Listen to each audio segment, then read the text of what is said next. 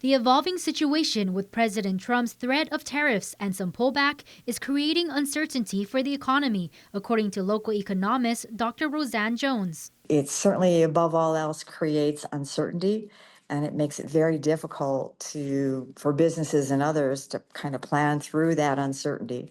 Dr. Jones teaches economics at the University of Guam and is also the dean of its School of Business and Public Administration. She breaks down how the tariffs could impact Guam and our neighboring islands. In the short term, I think there's some key impacts here. It will certainly likely raise consumer prices for essential products such as food, fuel, and construction materials.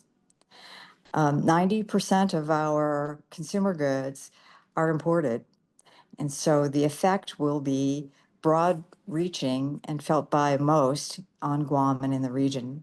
According to the Bureau of Statistics and Plans, the latest import data shows Guam imported $52.4 million worth of commodities in 2022. $17.6 million was spent on imported food and non-alcoholic beverages and $5.8 million on construction materials. She expects there to also be an effect on the maritime and logistics sector. These are crucial employers. There's going to be perhaps reduced trade, and that will affect the volumes of cargo that they are bringing into this region.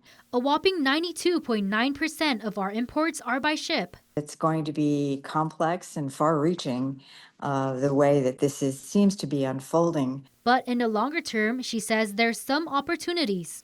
It might incentivize us to have greater regional economic integration. We're seeing some of that now. We see ourselves not only as isolated islands, but as a network of trade. And so perhaps we'll be able to structure that better with local production and inter-island trade. It's a silver lining to strengthening our regional supply chains, like in the fields of manufacturing and agriculture. In the end, I think that we have to protect and preserve Guam and realize its role as kind of this economic anchor to the region.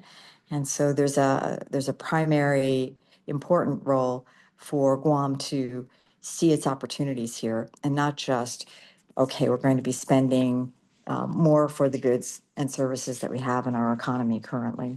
KUAM also reached out to the Guam Chamber of Commerce. They declined to comment but say they are closely monitoring the situation.